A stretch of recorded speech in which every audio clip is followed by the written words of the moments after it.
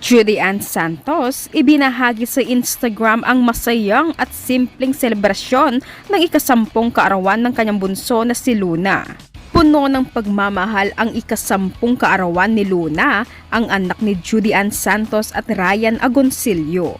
Makikita sa mga ibinahaging larawan at video ang masayang pagdiriwang. May mga bisita at kumpleto ang buong pamilya Agoncillo na sama-samang nagdiwang sa espesyal na araw ni Luna. Sa selebrasyon ito, si Juday mismo ang nagluto ng lahat ng pagkain hiniling ni Luna. Lahat ng request ng kanyang anak ay personal niyang inihanda.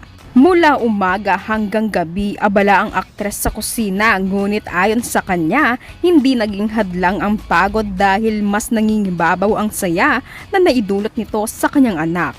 Sa caption na ibinahagi ni Judy Ann, emosyonal niyang ipinahayag ang kanyang nararamdaman bilang isang ina. Anya, sulit na sulit ang pagluluto ng buong araw. That smile and tight hug and endless whispers of thank you mom is more than enough, anak. I will do any request in heart